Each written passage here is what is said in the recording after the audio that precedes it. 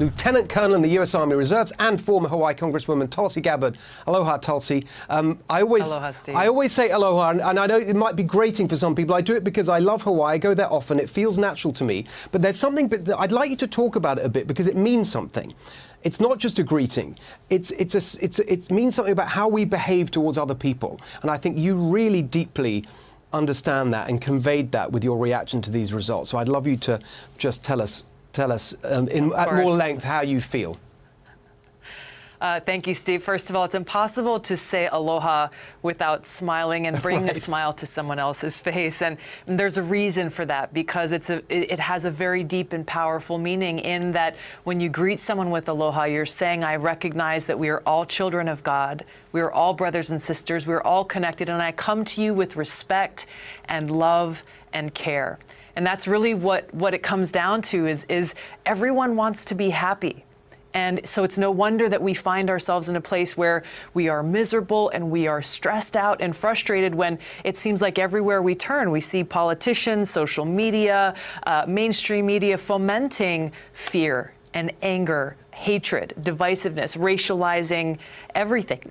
So when we have leaders who step forward, who sincerely want to do what's right for the people, who care and treat us with respect, allowing the light of God's love to shine through, this is where we see there is cause for hope and optimism and the ability for us to come together as a people to move forward.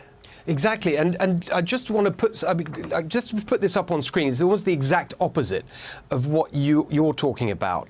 But I think it's important. I'd love your response. It's such an important thing for everyone to see that this is the way some Democrats speak. This is Cori Bush, okay, Representative Cori Bush, speaking about a disagreement with Joe Manchin, her colleague, on the spending bill. This is how she put it.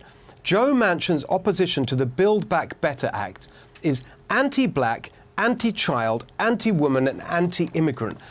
I saw that and I thought, honestly, like, you can have legitimate disagreements over policy. You can, yes. And so I want everyone to understand that what you're talking about is not some kumbaya, everyone's just get along and we don't disagree. Of course we disagree. Politics is about disagreement and who's got the best plan and so on. But you don't have to do it like that to call someone who you disagree anti-black, anti-woman. I just couldn't believe that. It really just shows, again, that this is a symptom of a deeper a lack of a spiritual foundation, Steve, where if you're not able to see someone, regardless of party politics, regardless of your position, whether you agree or disagree, if you're not able to see another person as a child of God, as someone that you can respect at that fundamental level as a fellow American, then this is where we see all of this darkness coming from. And so it's no wonder, as you were talking about the results in Virginia, that people chose to respond positively towards that message of hope and optimism for our future, that message of coming together, that message of care and respect for all people. And this is, again, this is where I find hope for our future.